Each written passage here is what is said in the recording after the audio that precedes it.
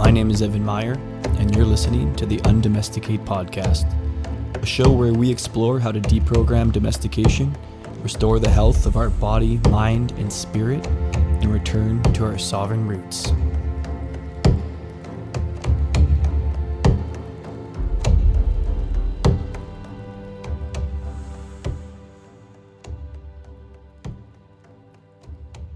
All right, Jonathan. Good to be here with you, man. Welcome to the Undomesticate Podcast. We literally just met a few minutes ago, so it's always interesting just coming into someone's home who you've so graciously invited me into your home, which is amazing, and just sitting down and having a conversation, especially a recorded conversation.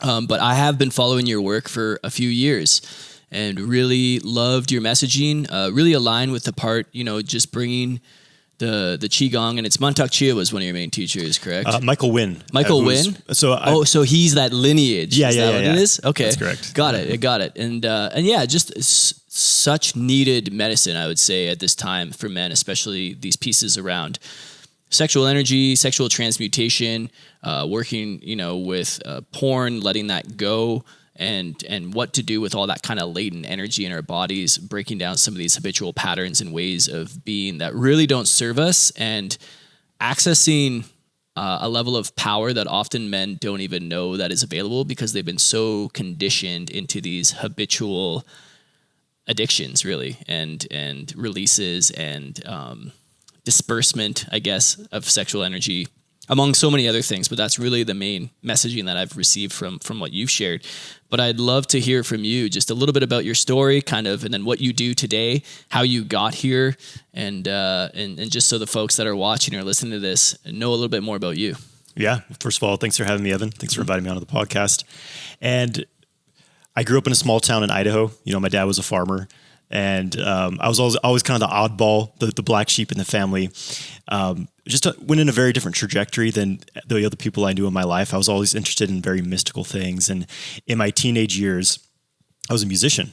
I was like, I want to be a famous musician. I played guitar. Nice, played me too. Played in rock bands. Me too, man. Yeah. So that was my first kind of discipline, was sitting down and just like practicing scales on the guitar. Because I wasn't a very athletic kid, I was kind of the awkward, nerdy kid. So music kind of became this way of expression and developing, my skills, I suppose. And then I was also going through a lot of substance abuse, emotional depression, anxiety, pretty common things actually for teenagers in this world. So I definitely struggled with a lot of that. And when I was 19 years old, I took psilocybin mushrooms and had this just mind-blowing spiritual awakening experience. Completely changed my life. And after that, I was like, what happened? How do I get back to that place? And eventually this led me on the path of studying the Eastern practices like yoga, meditation, and I eventually got into Qigong practices. And for me, it was always like, how does sex fit into all this? I just always had this feeling that there was something more to sex and sexual energy than I had been taught. And so it was always this question in my mind. And I studied a bit of what I could find on Tantra and things like this, and still wasn't satisfying my curiosity. And then one day, I was about 23 years old, I stumbled upon Mantak Chia's book, Multi-Orgasmic Man. And that was another big turning point in my life, because this book talked about how for a man, it's wasteful to just ejaculate all the time, and that men can have orgasms without ejaculating and channel that energy into other things. And so I started practicing from this book with limited results, and that led me to study out a teacher, Michael Winn, who was one of Mantak Chia's senior students in the beginning, and studied it with him in depth, and was just very, very life-changing. I became addicted to Qigong. I would start practicing for, hours a day. How old were you at this point when you kind of got into this? When I went to study with Michael Winn in person for the first time in 2016. So that was 7 years ago. 7 years ago. Yeah, so it was like 26, 27. 27 or so. Yeah. And my life completely transformed from that. I learned how to connect with my sexual energy as because I always felt controlled by it. Mm-hmm. And I was never really satisfied with my sexual experiences. It was always this addictive thing. I was watching porn every day, kind of the typical male stuff. And I realized how much I'd been depleting myself by just unconsciously ejaculating my life force. And once I learned to get that under control, once I learned to hold that energy in my body and put it into other things, like redirect that energy, just everything in my life changed. I became more confident. My health improved. My vitality really helped me step into my masculinity and just get really clear of like, what am I doing in life? Where am I going? And eventually I started teaching this work because the change I went through, the transformation I went through. I remember in 2017, I was again at this retreat with Michael, and I just had this like, just understanding like the world needs these practices, this healing of sexuality, of humanity. And like, I'm going to teach the world. It's just like this obvious thing. And that year I started my YouTube channel, and eventually I started teaching it full time. Was that the beginning when you started the YouTube channel? That's kind of how that parlayed into teaching full time, or how did that all what was that transition period from student to teacher? Yeah. So it was kind of a slow, so I became certified. I kind of, because how do you really certify these things, right? Yeah, totally. But at the time I was like, well, I need to have the certification. I have, the more of just like some sort of acknowledgement, I suppose. But so I wanted to start teaching it. So basically I just started talking about the stuff on social media, YouTube, mostly YouTube in the beginning. And there was a lot of interest in it. I started putting together like little training programs, and eventually I created a full course, online course, which I've had many, many men go through. And then I started doing in-person work, retreats, and things like that as well. Beautiful. And having worked with so many men, and it's actually, I want to back up for a moment, very interesting, just parallel paths. Me being in my late teens, dealing with anxiety, dealing with depression, dealing with substance abuse, which I think also kind of gets wrapped into kind of pervasive sexual addiction, whether it's through porn or just pursuing and kind of that hungry ghost where it's just nothing is really that fulfilling, which was miserable at the moment, depleting, felt like I was in kind of living in a fog, if you know what I mean. Just what am I doing? And just chasing, pleasure seeking in all capacities and all ways that I possibly could. Ended up being really like the catalyst for me, having a profound shift, in my life of stepping on a path that I would say is more spiritual, more committed to giving rather than consuming. I think it's incredible that like one psychedelic experience really was the kind of that fuel that really shifted things for you. I've had a lot of psychedelic experiences, and a few of them have been really profound, but having that demarcation where like, okay, what was that? And how do I get back to that? And almost that, what it sounds like, catapulting like a lifelong journey to kind of return to that source, whatever that is. Super, super cool. But I want to get back to what you were saying around serving men, because you said you've served many men over the course of the years that you've run these different offerings, these courses, coaching, retreats, and you do retreat up here as well, right? I do. Every summer? Yeah. So what do you see as like, I mean, obviously men come to you for a pretty specific or somewhat specific reason, because you seem to have a lot of expertise in the kind of sexual energy realm. What do you see like the biggest problem that men are generally facing in this space, and what do you do to start to work with that? Like if a man's today, he's maybe listening to this or watching this, and he's like, obviously knows he's addicted to porn, wants to get out of it, but has that compulsion, keeps coming back to it, feels depleted, feels maybe misaligned with why he's here or his purpose, which I think those two are very intricately linked. You know what I mean? The sexual energy and the purpose. Where do you begin? Like, how do you work with a guy like that? So I always start with, because what I really teach is a system of cultivation. I studied yoga, Qigong, breathwork, meditation, and then the sexual practices. So all of these to me were like part of a complete system. Mm-hmm. And so I really focus on the sexual practices and what I present to the world, because I see that that's where a lot of that's to me seems like one of the biggest snags in someone's like liberation of their true expression and fulfillment in life. And so where I start with people is just getting more into the body, because I really work with the model of kind of Taoist cosmology and Chinese medicine, where it's basically seeing the body as like an energetic, electrical circuit, the meridians of the body, these pathways of energy. And what happens is, as we grow older, as we experience trauma and negative emotions, and we start turning to substance abuse and things like that, our life force gets constricted. It's like these pathways in our body start to freeze. They get stuck. And so it's like we're no longer an open channel, and that we feel empty because of this. We feel negative emotions and even diseases at an extreme level. So So these are all the symptoms of an underlying problem, which is, we could say, the nervous system is severely disrupted. The flow of life force in our body is blocked. So what I basically start people is teaching exercises to help them open up this flow of energy. I mean, it's simple as starting with the breath, learning to breathe properly and consciously to balance your nervous system, get out of your head and back into the body. And I teach, Qigong practices to help, like, what does it feel like to circulate this life-giving force through the body again in an abundant level.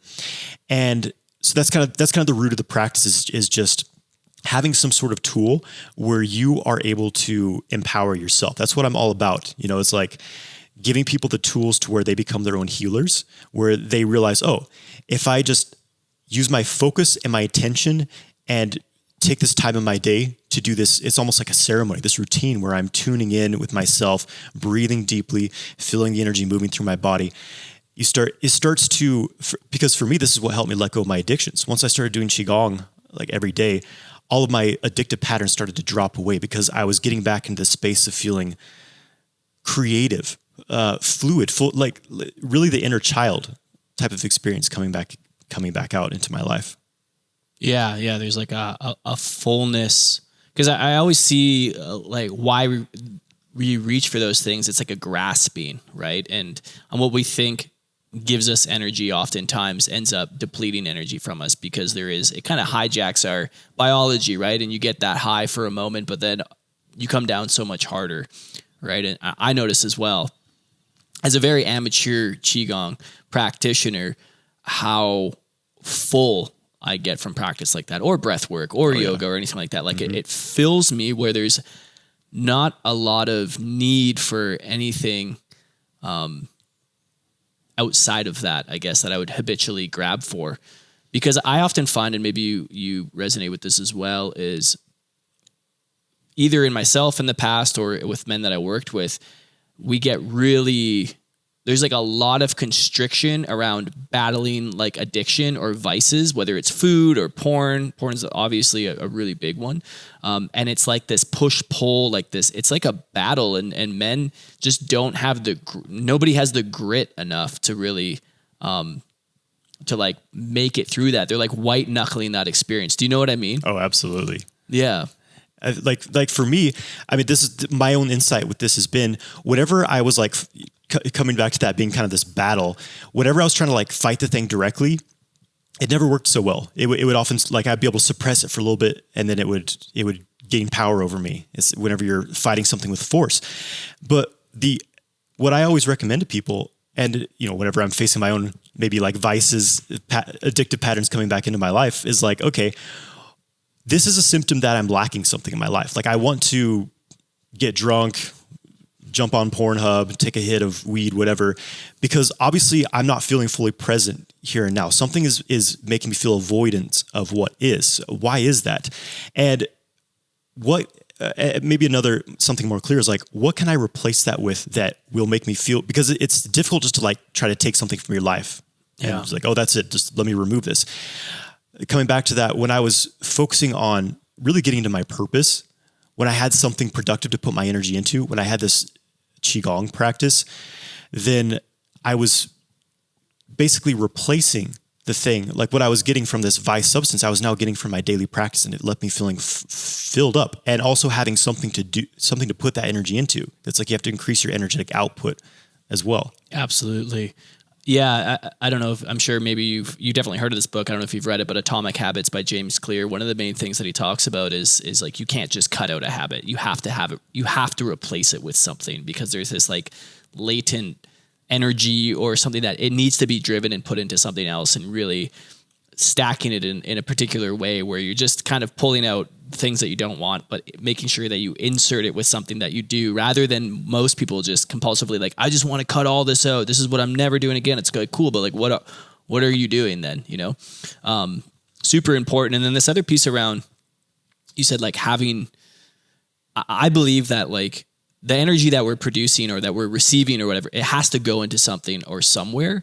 And what are your thoughts on like to me, it feels like a big part of that is like, we have so much latent energy that we don't know where to put. So we put it into like the easiest things possible, right? Like I said, that kind of deplete us, because it takes some of that I don't know. It's like a pressure release valve off of like, what do we do with this? Where do we do? And it should be, I don't know, but it's probably more effective going into something meaningful in our life, like purpose or relationship or any of these number of things that actually help us cultivate a more impactful life for ourselves, for, the people we love, for the world.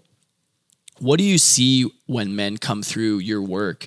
Like what tends to happen as they weave their way through doing these practices, as they start to they become cultivators, I guess you could call them, right? I think that's oftentimes what they say in the internal arts. As they become cultivators, like what begins to happen in their life? There's a certain clarity that comes into their being. Because this is the thing is like, we're often scattering our energy all over the place. So like we're chasing this thing, that thing, there's just stress, and it's just like all of our energy is just scattered. And when you start to cultivate yourself and become a cultivator, it's like you're reclaiming all this. It's like you've just thrown money all over the place. So you're reclaiming it, you're putting it in one place, and then you're focusing where you now want to put that energy. So the intention massively increases. And it's amazing what happens in men's life when they do this. Usually what happens is the old addictive patterns, first of all, they no longer feel fulfilling anymore. So it's like, okay, well, I simply have no desire to do that anymore. Rather than like, I had to fight this addiction battle. It's like, oh, I just lost the desire to do that. Their relationship with themselves improves. There's more confidence. There's more self-love. There's more self-compassion. And there's more creativity as well. Like a lot of like artists, musicians type of people are attracted to this work because sexual energy is your creative energy. And the thing I always hear is that like they have so much more creativity. Like there's endless ideas, improvisation as a musician, just like this energy just starts to flow. So it's just like there's all this momentum that just starts to unfold in your life because you're no longer living in depletion, just kind of scattering all over the place. It's like now you have this clear direction and people just like skyrocket to where they choose to go with their intention. And of course, their relationships tend to improve dramatically as well. Yeah, and that's another thing I want to touch on maybe a little bit later, this piece around, relationship, the impact relationship and sexual transmutation in sex itself. But one thing I do want to touch on around cultivating this energy, what are your thoughts on NoFap? I think that it has its drawbacks and its benefits. I think that it's great that it's become a very popular movement, and it's a sign that men are becoming aware that porn addiction and frequent ejaculation are not beneficial. The drawback to NoFap is that it tends to cause a lot of men to develop shame around sexual pleasure and their bodies, and they typically have this approach of just trying to suppress it. Like, okay, don't think about it. Can't touch this part of my body. I remember somehow I came upon this like Reddit forum. It was under NoFap, and someone was saying like, these are like anti-testosterone supplements that will help remove your urges. I'm like, bro, like, why would you want to essentially castrate yourself? Like, you're defeating the whole point of this. So it's just like, there's a lot of misguidance and misunderstanding. And ultimately it's like, you can do NoFap for 3 years, but then you get into a relationship, and what happens is your old patterns tend to come back in. And usually they aren't working with this energy, getting consciousness over it. It's just kind of so I'm like, it's a good first step, I think. And it's a great sign that men are waking up to this, but it's often a bit misguided. Yeah, I agree. It's kind of like a stepping stone in this collective consciousness of men waking up around like, oh yeah, this is clearly having an impact on my life, on how I feel about myself, on my life force, which is obviously a very positive thing because it's a massive movement. I've been on those Reddit forums. They're huge. Oh, yeah. There's like maybe millions in there. Certainly hundreds and hundreds of thousands of people on some little corner of the internet, which is a massive movement. But again, like you said, I remember reading things about guys like, you don't even touch your member, like don't even look at it, don't even like, you're not really empowered. You're essentially creating so many blockages in your life from having to be with it that, you get the job done in terms of not ejaculating, but what about the impact on the rest of your life, And so what did you learn about semen retention, or did you learn something specific in your lineage? Because I know in Qigong, there's a lot of different ideas about like, well, it depends on your age of how much Jing and all this kind of stuff. And like when you're 30s, it could be twice a month, in your 40s. So there's a lot of different conflicting ideas out there, and I've heard a lot of different things. But I'm curious, like, what is your general guidelines when men come to you asking about that kind of stuff? And then you mentioned self-pleasure practice as well. How does that all kind of fit into all of this? All right, this is the juicy stuff. So, well, for me, it's definitely been my own journey of discovering this because, one of the first books I read on this was Taoist Secrets of Love, Cultivating Male Sexual Energy by Mantak Chia and Michael Winn. And that book had a very anti-ejaculation, like almost like you shouldn't ejaculate under any circumstance whatsoever. It kind of has that feeling. And there can be a lot of that in the semen retention community. And so that was the approach I had at first, was like, I would feel extreme guilt and shame anytime I would ejaculate, which, it's going to happen again at some point, right? Of course, yeah. So, but after some years and of course, studying with different teachers and just experimenting with things myself, I've come to the conclusion that it's not about trying to go like as long as you can without ejaculating. The most important thing is simply having a more conscious connection with this energy and noticing, are you ejaculating or having sex simply as a way to release tension? And that's what it is for a lot of men. It's simply a stress release. And it's just like a quick fix type of thing, because you get that quick, that 5 to 10 seconds of ejaculatory bliss, but then there's a hormonal decline.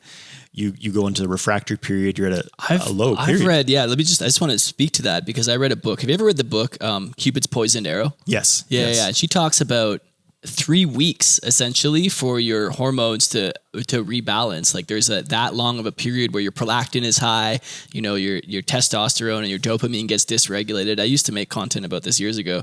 And she says it's kind of like 3 weeks where you really get back to homeostasis. And I don't know how true that is, but if you think about like how many men since they've been 10, 11, 12 years old have gone 3 weeks without ejaculating, very, very small amount if they're the average Western dude. So if her hypothesis holds true, that means most men have never lived with regulated hormones their adult life. Maybe not at all in their whole adult life, like where everything is kind of at baseline.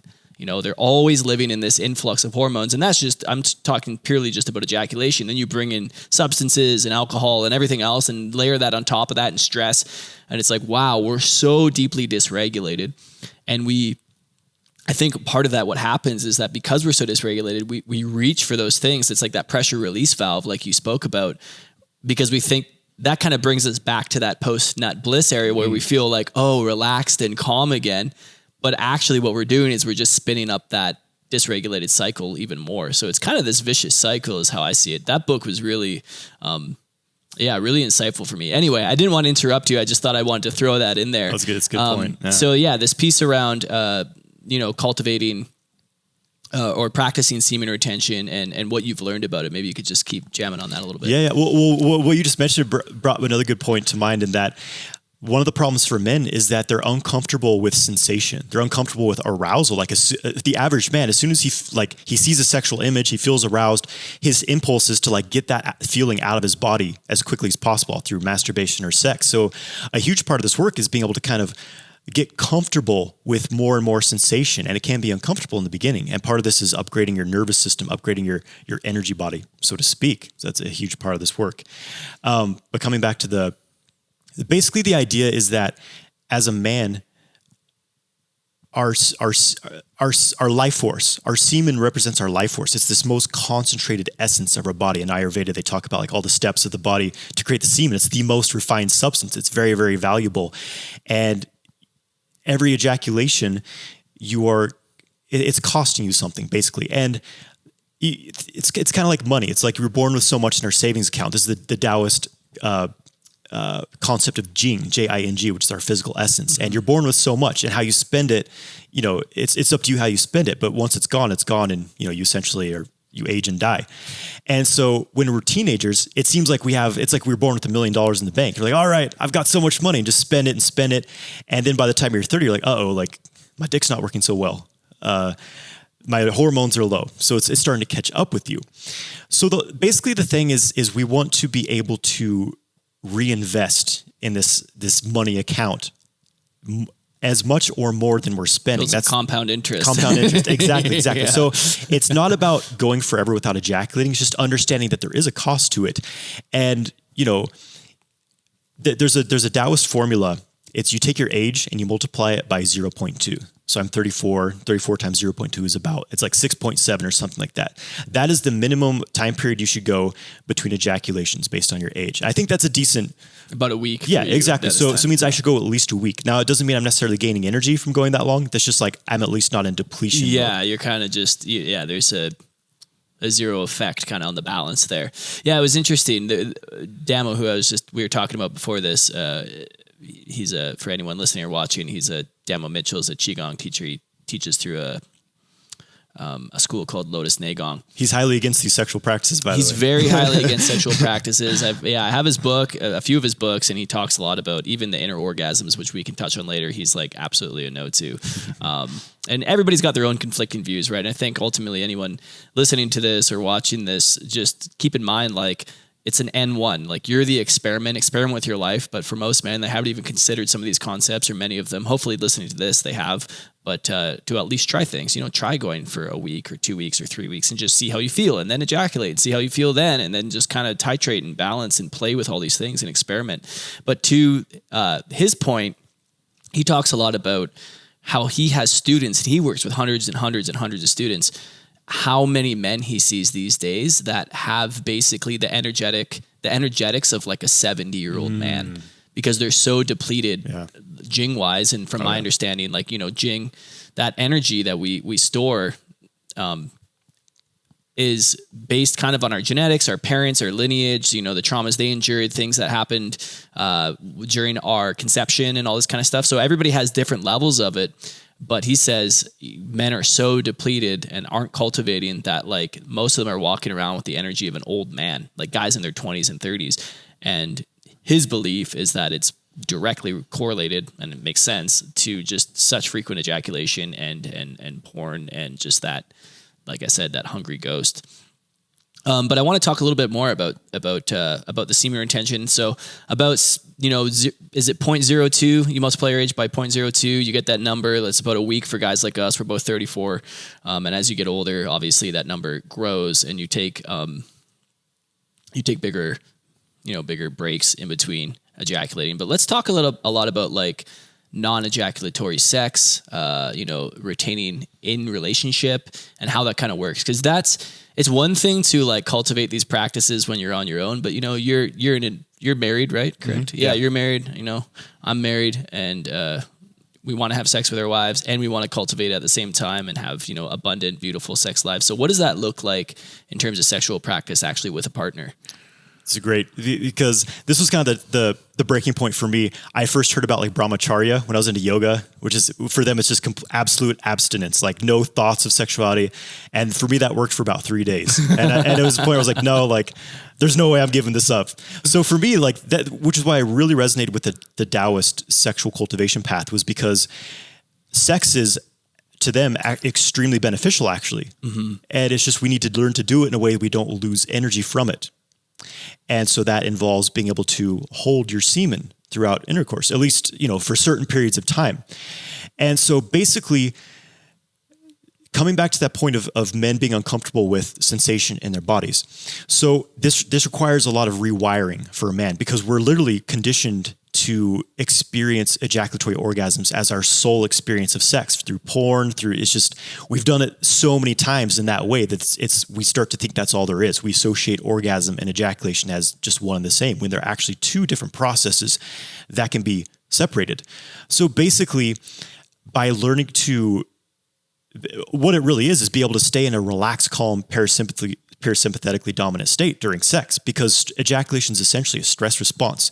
Your sympathetic nervous system kicks on. That's what triggers ejaculation. So when you can stay relaxed in your mind and body, breathing deeply, you can hold a lot of sexual pleasure and even experience massive levels of orgasm without ejaculating. And of course, there's specific techniques to really do this, but essentially what you're doing is an ejaculation is a release. This tension's building up in the sexual center, and it seeks a path out when it hits its maximum point. And for most men, that's out the penis. They ejaculate. Least resistance, kind of. Least resistance, exactly. Resistance, yeah. So what we're doing in the system I practice is we learn to bring that charge upwards in the body through the microcosmic. There's many pathways, but the microcosmic orbit's the most famous one, up the back, down the front.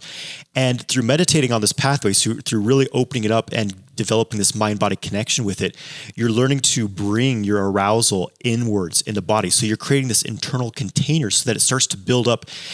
So it has more space than just the genitals to build up, and it has your entire body. So you start to experience full body orgasm, full body pleasure, and you don't have to ejaculate. And is that something that you're circulating that energy or doing that practice while having sex, like exactly? Yes. Intercourse? Yes. Yeah. And it can. There's a bit of a training period where it feels a bit unnatural, like your folks. It's like anything. If you've been walking incorrectly and it's like hurting your knee, you have to literally relearn how to walk. It's the same thing with sex. You've been doing it in a way that's kind of injuring yourself, you could say. So like at first it takes this very, very strong focus. This is why it's sexual kung fu. Kung fu is skill and discipline obtained through training. But after a period of time, it becomes natural for you to have sex in this way. It becomes natural for you to allow this energy to move upwards. So it no longer becomes this like intense focus, like, and it becomes natural and spontaneous. Yeah, that's so beautiful. And for anyone listening, one of the things that I really realized when I started practicing or even becoming aware of this kind of stuff, like, oh, what would happen if I didn't ejaculate during sex? Because for so many people, like, that is such a foreign idea. Oh, blue balls, and why would I do that? And you know what I mean? Like, it just seems obnoxious because they come to sex with the end goal being, there is an end goal, and generally it's to get off. And because we've been habituated with porn where there's all this secrecy and shame and like it's like as fast as possible, so our whole nervous system and body is conditioned to get as fast as possible, get off as fast as possible. It's not going to be different. It's going to be just more amplified when we're doing it with an actual human being versus our hand and some pixels on a screen. So men are like, I don't understand why I have premature ejaculation. It's like, well, your whole body has been habituated into this way of being. And one thing that was so profound for me was what I realized, even removing orgasm at all, whether it's internal or whether it's ejaculation, but just having sex and then without ejaculating, how much energy I would actually receive from that, which is it's way better than ejaculating. Like it really is, and it's hard for people to comprehend that. But I actually feel like she kind of nourishes me in some way. Like her energy kind of feeds my system and my body. And I don't know if you're familiar with Kim Anami or something like that. Oh yeah. You know who she is, right? She does a lot of work like that. She talks about how you should feel like you want to run a marathon after having sex. Oh yeah. Absolutely. Yeah. This is the thing is like sex. I believe sex is an internal technology that's designed to heal us and to generate like creative energy for us. And obviously there's a charge building during sex. Like, how do you feel at the height of arousal when you're like coming close to ejaculating? You feel alive. You feel amazing. We all know what that feels like. But then what happens is we go over that edge and it's a relief because the pressure is dissipating, but we're losing something. And there's that stereotype of the man who has to roll over and fall asleep and starts snoring. It's like, obviously something has been lost there. And so you think about that height energetic experience, and basically you're building this charge during sex, and then you store it and integrate it into your body instead of just dissipating it and dumping it out. And it is a night and day experience. Like the same thing. When the first time I had non-ejaculatory sex, afterwards, I just felt like incredibly creative. I wanted to I'm a musician. So I wanted to create music. I was like outside, like running around, just like doing cartwheels and things, just feeling like a little kid again. Like it's feeling deflated versus feeling inflated and alive. And again, when you do the work to open up your body and your nervous system to be able to handle that intensified energy, then you start to function life on a level that most people can't even imagine, just like how you feel on a day-to-day basis. You glow. Do you believe there's an intersection between the abundance and things that you receive and maintaining your sexual energy? Because there's a lot of conversation about that in the world. Like your capacity to hold your own energy also gives you more capacity to kind of hold energy financially, business-wise. Have you seen some effects in that in your personal life? Absolutely. I mean, I feel like as soon as I started this work, things very dramatically changed, and my external world started to reflect that I was building up more energy and holding more in my internal space. So I think there's definitely a correlation there. I mean, our sexual energy it's the expression of abundance, and when this energy is flowing freely in our bodies and we're abundant in it, it's like we reflect that by just being a greater receptacle for external abundance. Money itself is just an energy. Yeah, there's always like these jokes, and I've read a bit about on these NoFap forums and stuff like that. But I have experienced this myself. Like animals are like more attracted to you when you're retaining your seed and stuff like that. And like there's a whole unconscious or subtle energetic shift. Maybe you could use the word like frequency almost that you're kind of operating on. That is so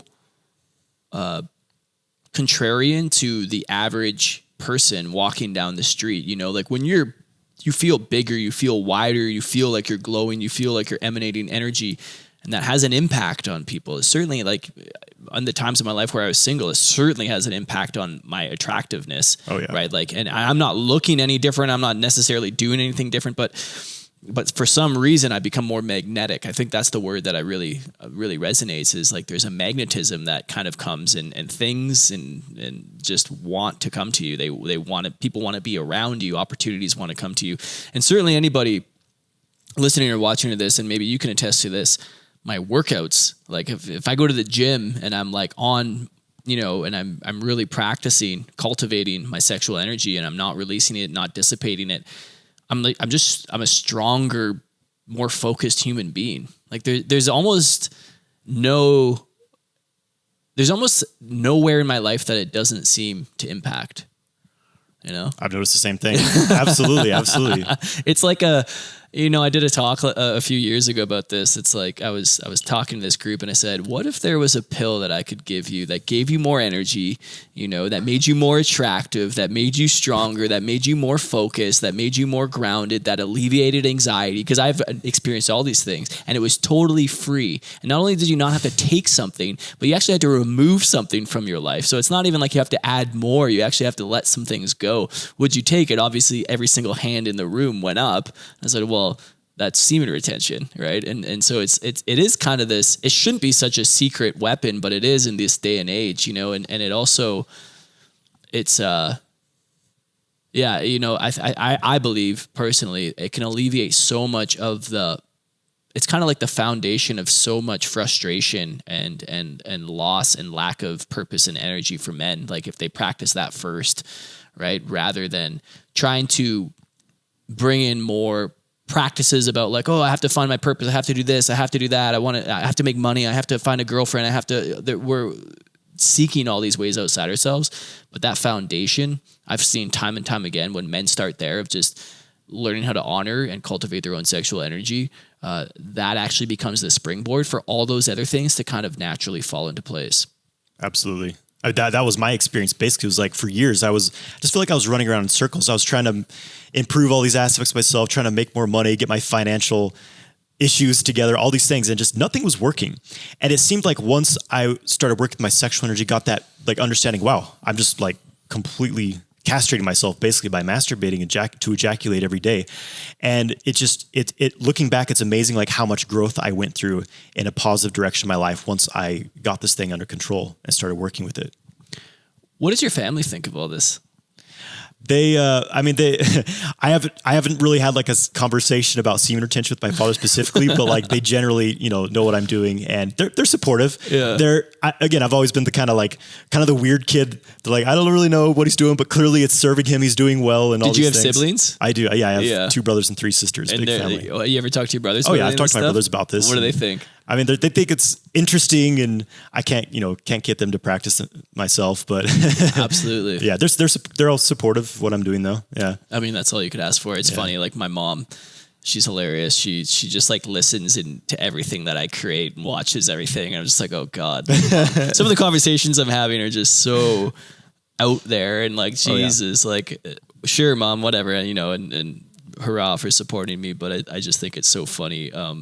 Getting into some of these realms, because there's certainly a generation or two ago, our parents' generation weren't often talking about these things, but now with the proliferation of the internet, it's so ubiquitous. Like we were talking about the NoFap movement and all of this. Where do you see your work going, like in the future with kind of what you're doing? What are you practicing right now? Where are you wanting to take things, and like how is it evolving for yourself personally? Well, my own practice is, I'm a hardcore practitioner. I consider myself. It's like I practice for hours a day. My Qigong, I'm very committed to the path of internal energy cultivation, because I see these ancient arts as just they're incredible to me. I love doing them. I'm addicted to the practice, and I want to do my part to keep these things alive. So that's part of my own journey. So there's always things I'm focusing on in that. But as far as like this work and what I'm offering the world, I just want to reach the most people that I can in the world, those who are willing to hear and to do the practice, because it isn't easy to walk this path. It really takes discipline and a daily practice. It takes serious self-development, but I would really like to help basically men who are up and coming in this world, younger men, at least have a choice of something different. Because there's like, I didn't know this stuff when I was a teenager. This would have saved me years and years of pain and misery and depletion if I had known this. So I would really like to somehow integrate this a little bit into some of the mainstream consciousness, I suppose. Yeah. Yeah. It's interesting how like life, like one thing that you mentioned at the beginning of our conversation was you kind of always had this pull towards the esoteric or pull towards the mystic. What do you think that was? I don't know, honestly. I mean, I had a massive imagination as a child. I feel like I was connected to this other plane. Well, we all are. We come in from the source, wherever we come from, and we all have this connection to that. Then it gets severed at some point. It kind of gets beaten out of us. But I think that I was a little more resilient on hanging out onto that connection a little longer in my life, I suppose. Yeah. It's funny. Like there's just it seems like certain people come into the world and they kind of, once they find that track or that mission or that thing, it's like that's the thing, you know what I mean? And for whatever reason, we're both relatively young dudes and came into this kind of stuff pretty young, you know, in my early 20s. It was kind of in your early 20s as well. I'm so grateful for that, right? To just to find some sort of path and something that I aligned with. But I'm always curious, like how do people end up getting to those things and just finding like, oh, this is the thing that I want to focus on and bring to the world. It's, I sometimes think it's just how we incarnate, you know, and what we come here to do. So I'm curious, just from a tactical or like kind of practical level, like I said, someone listening to this right now, a man, maybe he, you know, obviously you offer programs, you offer different things, but if he were to just start today, like, you know what, I really want to start somewhere. Like I want to start cultivating my energy. I want to start practicing semen retention. I want to start quitting porn. Like what would be the first thing like to someone right here that you could recommend doing? The first thing I recommend is breathing, learning to breathe from the belly, especially like that's the foundation of the sexual practices, deep belly breathing, because coming back to that ejaculation being a stress response, what men are usually doing during sex is they tense up their belly, they're breathing shallow from the chest. So deep, slow breathing. Notice when you have the urge to watch porn and ejaculate, slow, deep breathing. See if you can just feel that urge and not give into it. Breathe that feeling through your body and be okay with it. So that's one of the most practical things is like getting your breath together, because to breathe consciously requires absolute presence with your mind. So, you know, as soon as your breath is gone, your mind has gone as well. So that I would say that's a really great foundation. Is there a particular type of breath practice or just feeling? Like, is there a count to it or an inhalation? I mean, you could count, I guess, like even breath, maybe counting to the typical things like 4 on the inhale, 4 on the exhale. Like you can even work on drawing that out as well. Yeah. And then when it comes to like sexual cultivation, you know, in the bedroom, maybe someone's listening to this and they have a partner and they really want to start, like, where do they begin with that? And is there a conversation that you have with your partner? Like, how do you enroll? Because I think sometimes too, with, you know, your partner, like it's even novel to them because there's a desire for them to want to bring you satisfaction. And oftentimes they've been habituated into believing that once they bring you to an ejaculation, then that's like they did their job, quote unquote, if you know what I mean. Yeah. Yeah. We're all so conditioned as like ejaculation as being like the big goal of sex. And even women have this as well in some regard where they feel that the man isn't satisfied. They feel they haven't pleased their man unless they've made him ejaculate. So having a conversation about it is important. Like, hey, I want to try something new. You know, I've heard this will give me more energy. There's no refractory period, so I can have actually a lot more sex. We can have a lot more pleasure together. And as far as like some foundation for integrating this into sex, coming back to that breathing, being able to breathe deeply, like see if you can breathe into pleasure deeper and deeper and practice releasing tension from your body, especially the pelvic floor. This is a big misconception.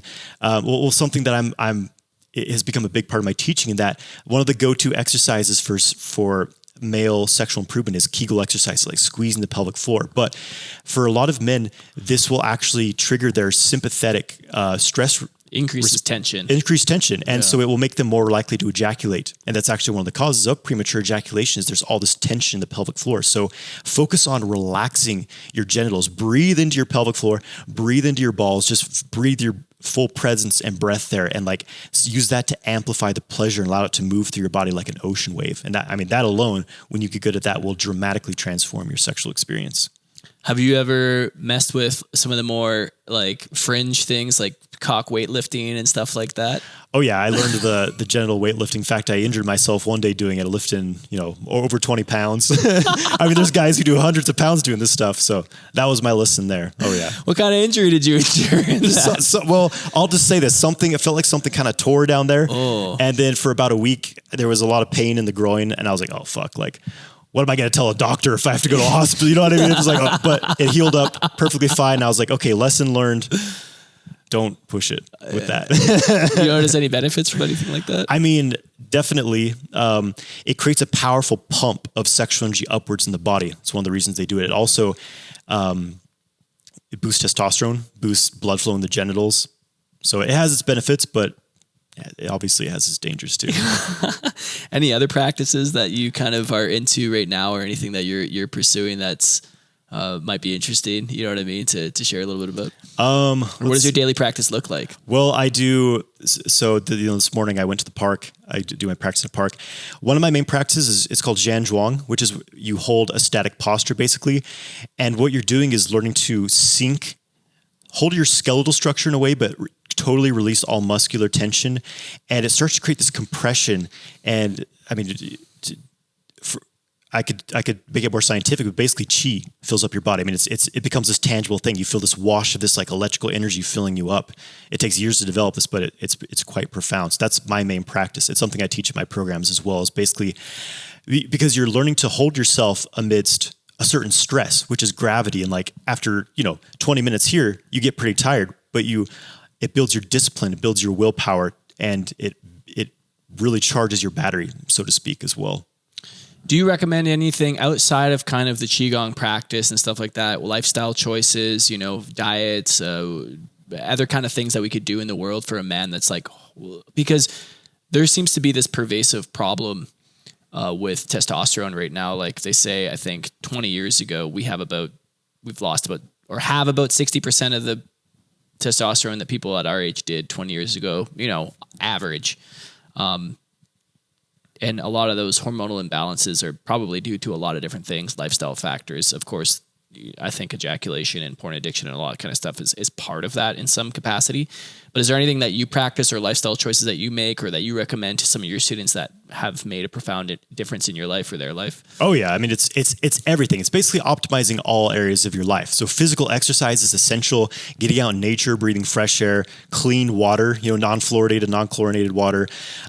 Nutrition obviously is very important. Detoxification is essential for anyone on the planet right now because there's so much toxicity in our food, our water, our air, clothing, plastics. It's just, we're loaded with that. In fact, a couple of years ago, I was having some hormone issues and I was like, what the hell? I'm doing all these things. I'm like, I'm the sexual Kung Fu guy. Like, what's going on? I'm doing my 3 hours of practice. And it turned out I had toxicity in my body. I had heavy metals. I had some like mold and fungus stuff. So I did a kind of a comprehensive detoxification program and felt dramatically better by the end of that. So just, it's really everything. It's almost like we're fighting a battle every day just to be on planet Earth. Stress, environmental factors. So it's like looking at every aspect of your life, doing your research and learning how to optimize everything. It's essential. There's the things that I focus more on in what I teach, but like really it's like if you're really serious, if you want to go to your highest level, it's like look at every aspect of your life and ask, how can you eat the cleanest water, drink the best water, eat the cleanest food. I think I said that wrong.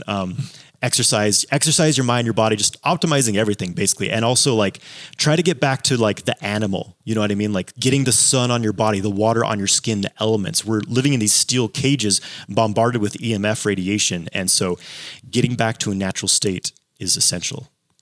I always see it. It's like a lifestyle. Like it's a lifestyle. It's every choice you make. How is it going to honor the lifestyle that you've chosen I'll keep using this word as a cultivator, right? Like how would I eat? How would I move? How would I breathe? What would I breathe? What would I drink? And I think the piece around detoxification is so important. I don't think people realize how many, oftentimes what's contributing to the way that we feel is like the phytoestrogens and the toxicities and the glyphosate and all the kind of stuff that is just in everything and coated. The entire world is coated in these toxic substances that can just be really depleting, which makes it so much harder to take that first step to really cultivate, to cultivate your own energy. It's like, it's really hard to do things from a depleted state. You might be retaining your seed, you might be doing the practice, you might be trying your best to do all these things and still feeling sluggish and low. And I always recommend people, and this is something that I take on myself, is like, blood panels regularly, like just like doing metrics, quantifying myself, knowing where I'm at, what am I missing, what do I need, I also have been dealing with heavy metals as well in my own life, having to get a filling removed that I got when I was a kid. That was a mercury filling, right? Like all these kind of little things that it's another way of that dispersion of energy almost, right? And it's so unconscious, and oftentimes it's not even our fault. Like it's just the way that we came into the world, the way the world is, and you can do the best you can, but at the end of the day, and that's why Chinese medicine is so cool in a lot of ways, because it's so comprehensive in all this kind of stuff. Like if you oftentimes Tai Chi or Qigong is an avenue into this, but then you open up that whole world and it's like, you have the Qigong healing, and you have acupuncture, and then you have like the dietary aspects of it, and you have the astrology, which you were talking about, and like this whole comprehensive system where it's a lifestyle, right? It's a lifestyle. And the more that we can become, I think what happens too, and maybe you'll agree with this, is as we begin to get that clarity from, practicing sexual cultivation, we naturally, not only those things fall away, but we also start pursuing these higher levels of things. Like, I've never really thought about my water before. Maybe I should start thinking about that. Where is this coming from? What's in these pipes? Like, what do they treat this water with? Or like, what am I eating? Right? We start to step out into, that's like what an awakening is essentially. I imagine we start to wake up to all the ways that we're kind of unconsciously dishonoring ourselves. Would you agree? Oh, absolutely. And it really, what this path is it's greater awareness. It's seeing that we've almost been hypnotized into doing things a certain way our whole life. And that's every single habit we have, almost like even the thoughts going through our mind. These aren't our own. These aren't our own habits. So it's almost like, for me, it's about, how do I recreate myself entirely? Recreate all the way I walk, the way I carry myself, the way I breathe, the way I have sex, of course. So it's like literally recreating yourself into absolute intention. Absolute, is this actually serving me? And that's a deep, lifelong process, I think. Absolutely, yeah. One of the, as a lot of people watching this know, one of the my birthday was a few weeks ago, and one of the things that I kind of commit to every single year is choosing a word of like, okay, this is the word that I'm going to centralize myself around, like my whole life for the next year. And this year was honor. And that's the question that comes up so often to me. It's like, okay, how would this honor, is what I'm eating right now ingesting honoring my body? Is what I'm thinking honoring myself? And just keep thinking those thoughts, like is choosing to ejaculate now really honoring my energetic body? Is making this decision versus that decision, and coming back into that awareness over and over and over again is like a practice, right? This is the practice. And I think when, to your point, like when we deplete our sexual energy, it's kind of a way of not having to be with that awareness. You know what I mean? It's you kind of, of course there's an unconscious aspect to it, but there's some level that I think we know, like, if I have all this energy and awareness, then I have to it's an effort. Like, then I have to make better choices, and I have to see reality for what it is. Take responsibility. Yeah, and I'd rather just. It's easier just to numb out. Yeah, it's so much easier to numb out, and like I said, if we can. It's such an easy source to awaken. We don't have to drink ayahuasca or eat mushrooms or all this kind of stuff. I mean, that stuff's all great. Those adjuncts are really helpful in that process, but so much is available when we start to get in touch with that creative force. There's like a natural attunement that happens with our life where we just want to make better choices. And I think that's just such the power of doing this work. Well, thank you so much. This conversation's been really, really awesome. I really appreciate the work that you're doing in the world and just how you're serving men and how you are giving these gifts and just feeling that call to really help empower people in their own awakening through this very particular and very powerful path. Curious, just letting people know where they can find out about your work, how they can connect with you, if they want to work with you, what you offer, all that kind of stuff. Yeah. Find me on YouTube, Instagram, YouTube Sexual Kung Fu, Instagram, Jonathan White. SKF. I had to change my handle because I got taken down on Instagram several times. Really? Oh yeah. Why is that? Just sexual content. What's SKF do? Sexual Kung Fu. Sexual Kung Fu. Oh, so you just had to like just add gotta yeah. Find me there. My website's jonathanwhitelifestyle.com. You can find out more about my programs and offerings. Awesome, man. Well, thanks so much for having me here, and thanks for having a chat with me, and we'll have to do this again sometime. Sounds good. Thanks for having me, Evan. Yeah, you bet. With you. All right. Thank you.